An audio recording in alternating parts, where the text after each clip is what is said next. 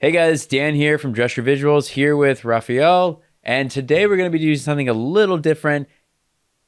Productions typically don't always go as planned, and because of that, you have to think outside of the box. You have to come up with solutions to problems and really just act fast because time is money. So today what we're going to be doing is using chat to provide us a few scenarios that a professional film editor or a professional film producer would deal with on set and get an expert's opinion. So Raph and I, we've both been working in the industry for what, like 10, 15 years, probably around 15 years each. So we want to see how we want to put our experience to the test. So the rules are pretty simple. We each prompted 3 different scenarios for each of us based on our roles on set.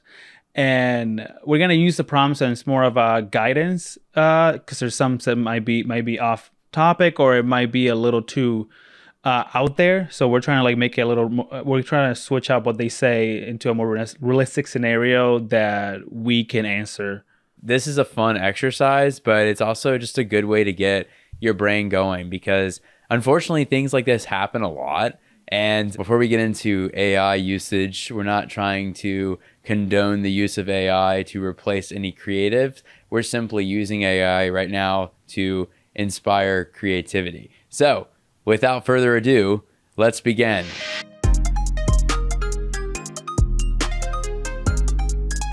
All right. Well, first off, what was your prompt, Raph? Create 3 logistical nightmare film set scenarios that a producer needs to fix without giving the fix. I added that last part because it kept giving me the fix in the same prompt, and I was like, no, I don't want the fix. I just want the problem.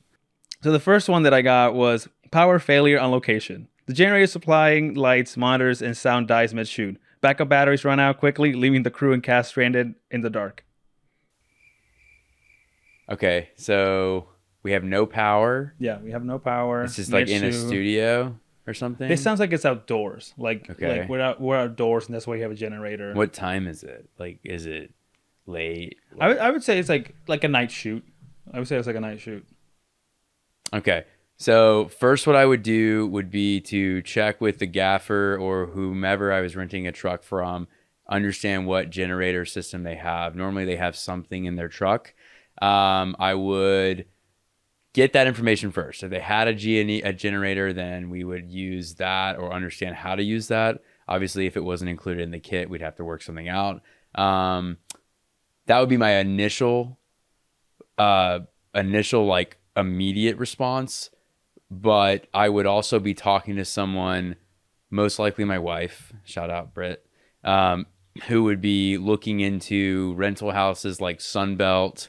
These are commercial rental companies that facilitate generators for like large events. So I would be trying to have that being searched for in the back end.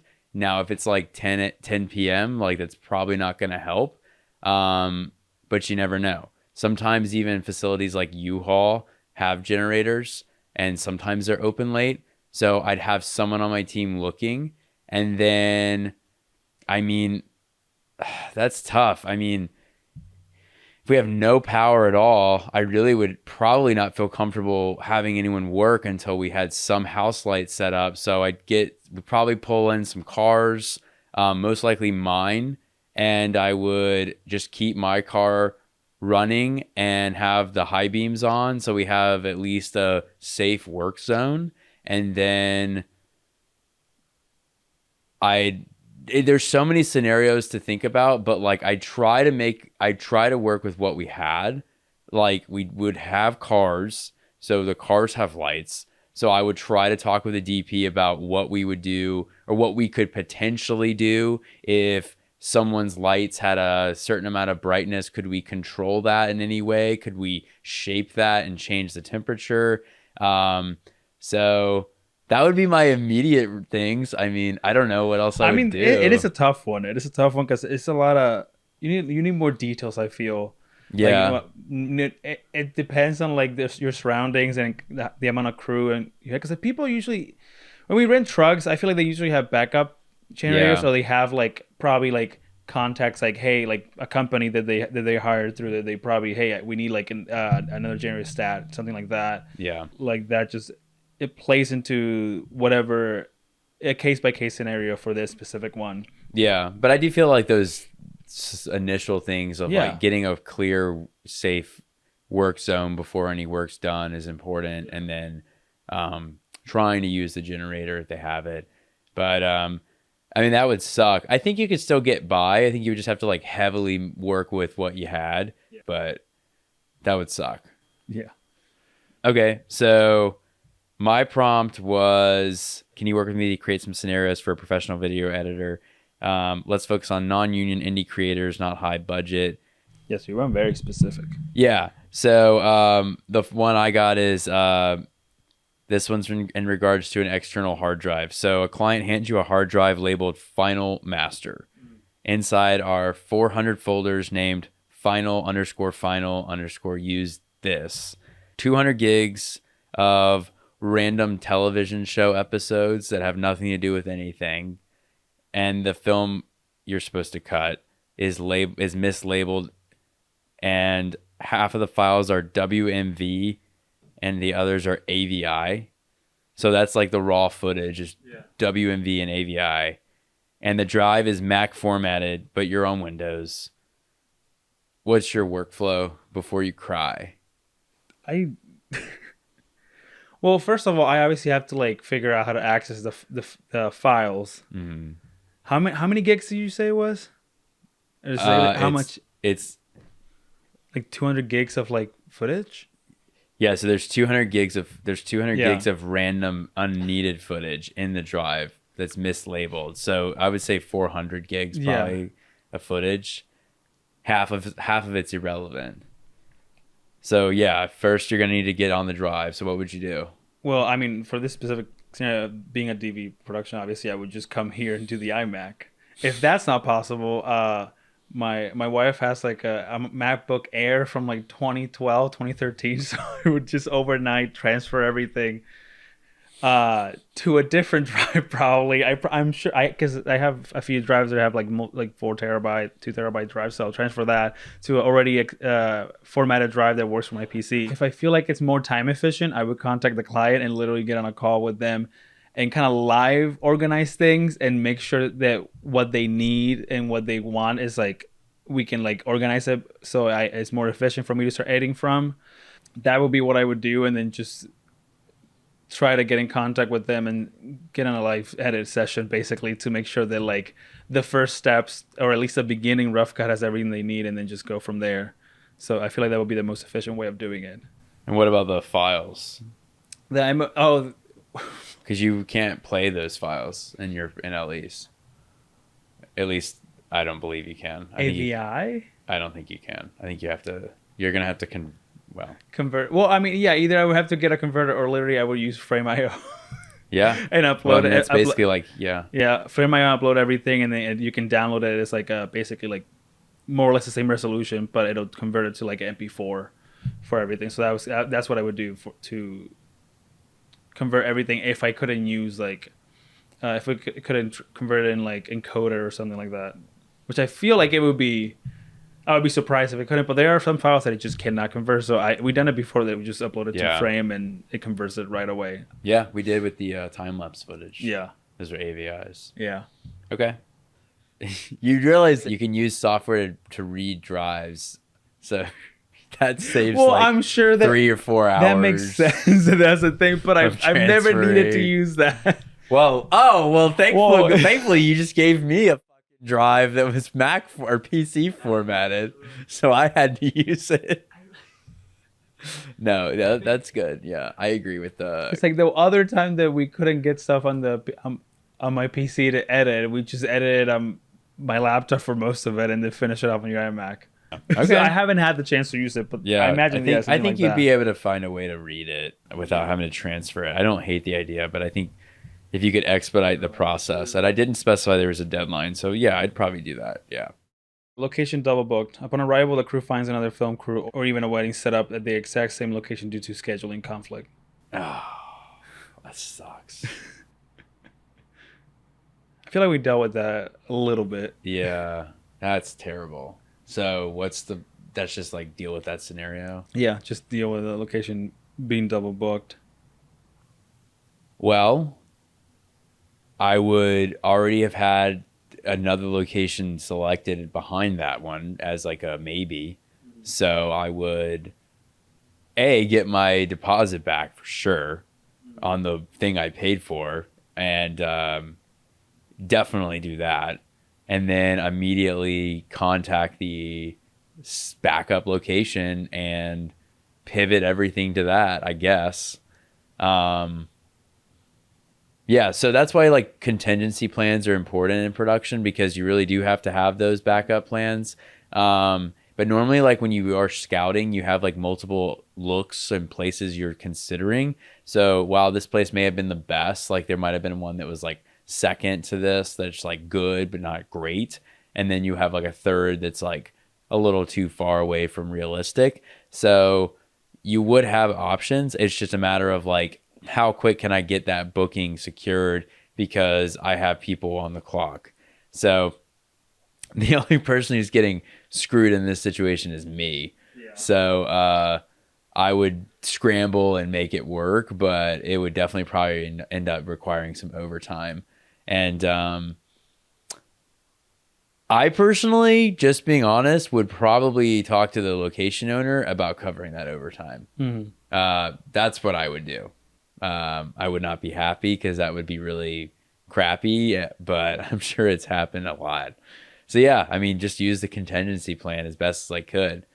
Because, I mean, I guess you could ask to share the space, but that may work, I guess. If it's like a studio, maybe they'd be open to that. I don't know. Maybe I would do that. Maybe I'd talk to the other company and see what they're doing, explain the situation, and then I'd also talk to them and be like, hey, you know, I'm getting screwed here, but you can be getting screwed too. And we might be able to come at this to the location owner and both end up getting half off. So if you want to work with me here, maybe we can both save like $1,000, because filming in Atlanta is so overpriced. Yeah. So side note, if you're filming in Georgia, just leave Atlanta and the prices go down like 30%. It's definitely worth it. So that's probably what I would do too, if they were like open to it. Because normally filmmakers are pretty cool. They're like, oh man, like that sucks. Or like, I mean, they didn't do anything wrong. So they'd probably be like, well, maybe we can try to make it work. But if they were filming like a music video and we're doing like a commercial, like with like controlled dialogue, like it probably wouldn't work. So yeah, first things first, get a scope from the other team, learn what they're doing. If it's compatible, maybe try to figure out a way to split the day, split the hours, split the space. If not, then immediately dial into the contingency plan, see what I can do, see how quick I can get in there. And then definitely talk to the owner of the location, the manager of the location, and make sure they know that they're not getting the money that they were originally expecting. I like that. I do like the idea of like, yeah, there's a chance that we could make this work with the Well, I'm not gonna lie, I would do that. Yeah. And I would pressure the owner of the location to abide by that. And it's like, you're essentially screwing us both. So that's how I would pitch it. If they were cool, then maybe they'd work with me on it, but that's how my brain works. Yeah. I don't know. I'd be so upset for everyone and angry because those things, like, I try really hard to not let those things happen. Mm-hmm. So it would be really frustrating. So you really have to find locations that treat your business with respect, just like you should be treating their location with respect. Because if they don't respect your production, then things can not be the way they seem, and it can cause a lot of chaos. So yeah, I mean, and that may mean don't go for the cheapest location. You know, if something's like dirt cheap, but it's like priced like 30-40% less at every other spot that's around it that's similar, you wonder like why. So maybe that's like bad management so. Okay, so this was a good one for you. I like asking you these questions. God. There's like a performance review. So far, you failed. Mixed frame rates. The director hands you footage shot across 5 different cameras. 23,976 on a DSLR, 24 on a Blackmagic, 29,970 on an iPhone, 60 on a GoPro, and then one random 25 FPS interview, which is the root of the entire piece. They want it all cut together, smooth, cinematic, no stutters. How do you unify this chaos without blowing your timeline or making it look like a mistake?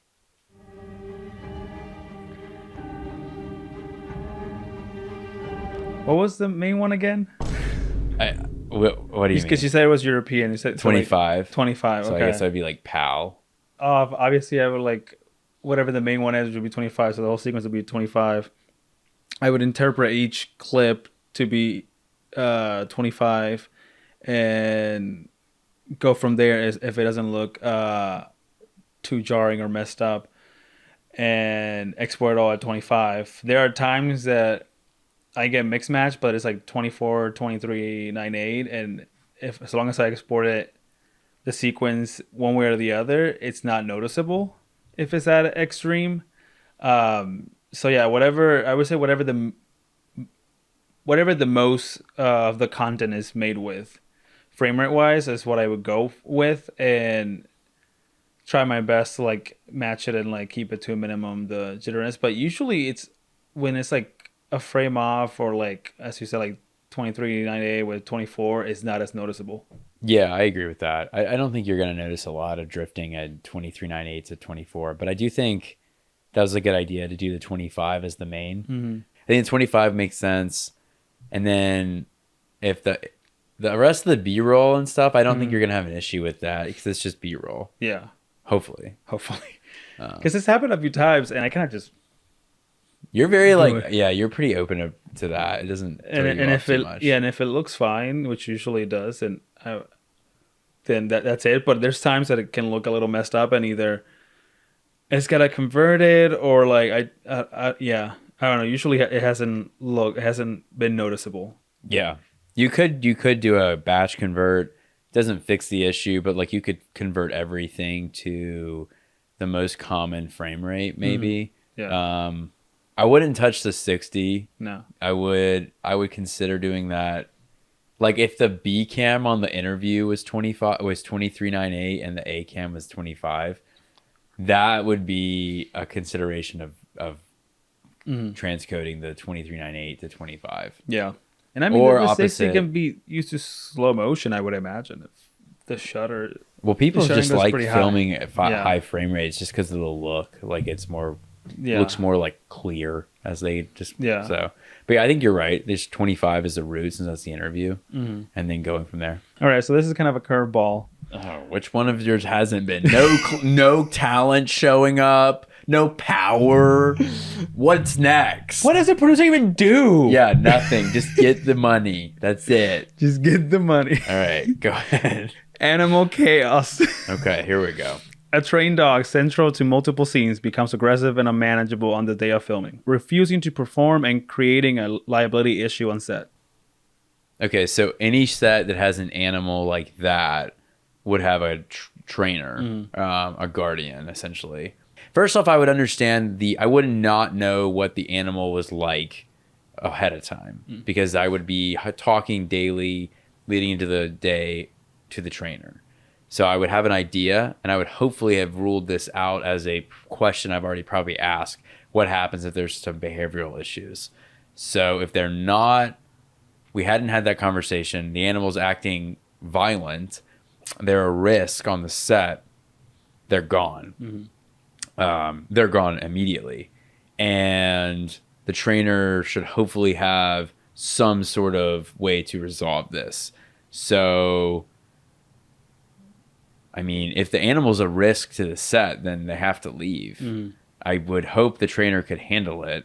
Yeah, I think that prompt made it a little too aggressive. I feel like, what if the dog's uncomfortable and not performing? I think it'd be better. Well, like look at scenarios and kind of like look at options. Like maybe there's just too many people there, and like get some people out of the room to make the dogs uncomfortable, because some dogs get overwhelmed. That could be an option. You're saying like if it's the dog's just not I thought it was like violent. No, yeah. I'm switching this to the prompt right you're now. changing your prompt. Well, I'm saying because it is like, yeah, what are you doing for aggressive? Get him out. Okay, so in that case, I'm trying to like make it. I'm trying to like be more specific with the prompt. Change it up to see if we can give other points of view.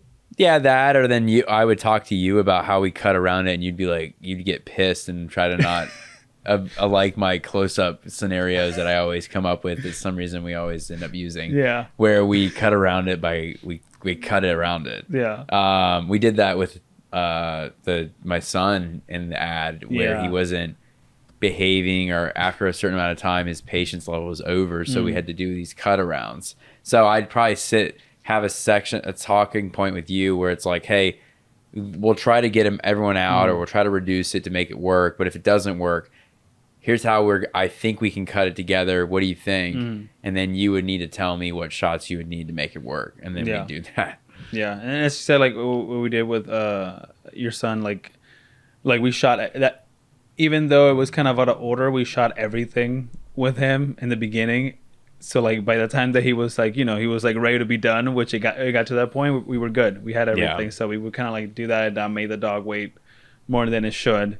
Yeah, I mean that's the way to do it, where it's like quick. Is it ideal? No, but like, I mean, sometimes I'd rather get the coverage than not. Yeah, I'd do that, and then I'd try to get the shot I wanted again. Let's say like it was like a wide shot and we wanted to get it all in the wide. I'd try again after we got the coverage, but I'd go for the close-ups first, so I know we could at least make the edit, and then try again before the time limit. There would be a point where we'd have to cut it off, but at least we'd have the coverage confidently, like to where we know we could fake it. That's probably, but if the animal is wild, then that would just be terrible. Yeah, I think that was an extra. I think more realistically, it's like if it's just not doing the commands that we're asking of it, like we probably just got to troubleshoot, like what is distracting the dog? Like, is it these lights? Is it too many people? Is it like the food nearby maybe?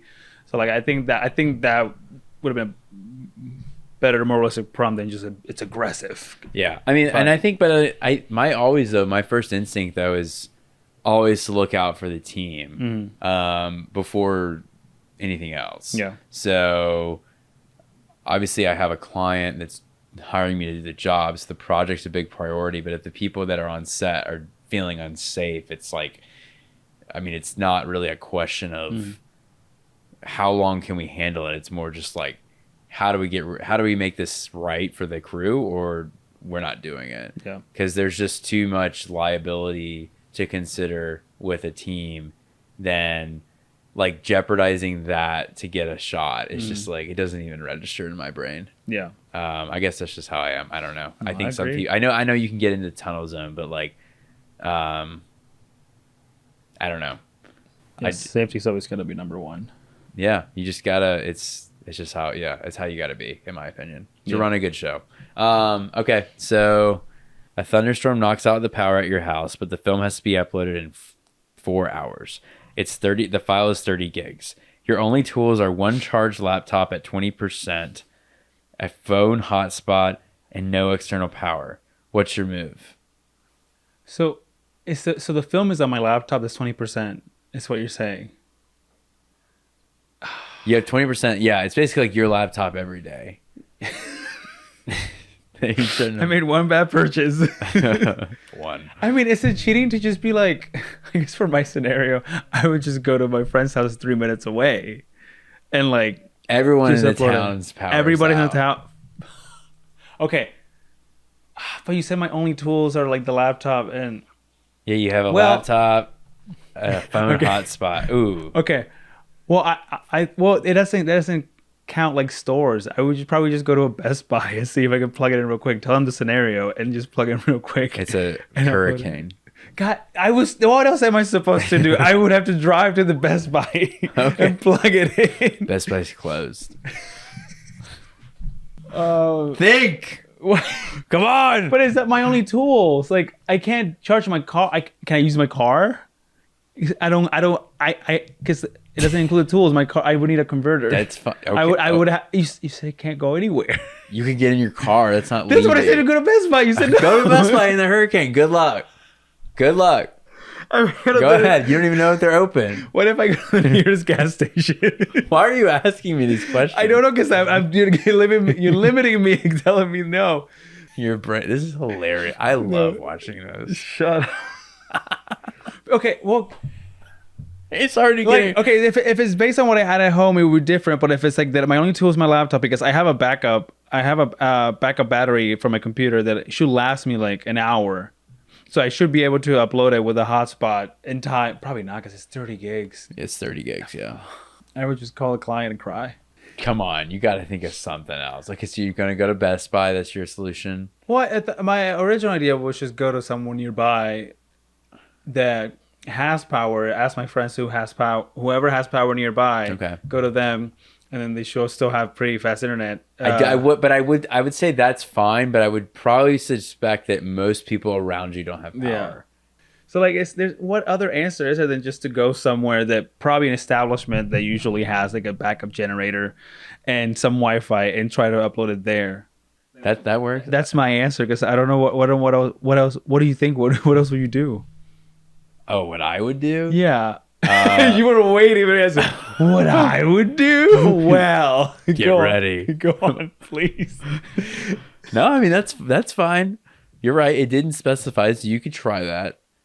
I would send the fucking file to my computer or from my computer to my phone, which they didn't specify the battery level of, and I would have a copy of it on my phone, and I would compress it. Okay, well that would work specifically because you have Mac. I don't. I was thinking of my non-Mac laptop. You could still get it. It could be on frame, and you could download it. No, I guess you're okay.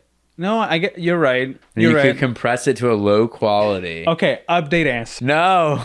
Update answer because I forgot. Okay, so I have the iPhone 15 that has a USB-C port. I would connect one of our external SSD cards to my laptop, transfer the movie because it should be pretty quick. It's an SSD, and then I would connect the SSD to my phone, and then transfer the movie there and upload it from there, and go to my car and charge my phone in the car while it's uploading because it's probably gonna take a second no matter what. So yeah, that's a great idea. That's a great idea. Because the thing is, if you didn't do that, the laptop would have died. Yeah. During the transfer. Yeah. No, I like that more. Well, I don't know. I mean, it could not work, but no. I mean, with the limitations that it gave us, I think that's like the best idea. Because like, yeah, I guess it felt like kind of cheating just to be like, oh, I'll just go somewhere. I'll just go to a Best Buy. I'll just go to a friend's. No, you're right. I forgot about. Okay, I was too boxed in with the tools, and I forgot that like can pull an SSD card, transfer it there, and then move it into my phone. Because we done that before, not before speaking of that, but yeah, we connect SSD cards here sometimes to transfer stuff quicker. So, I mean, this was pretty fun. I feel like I botched the last one, but maybe we can do more of these, and maybe you guys leave some in the comments so we can answer instead of letting AI do it. Yeah, guys, thanks so much for watching. And if you want to see more videos like this, be sure to subscribe and let us know in the comments below.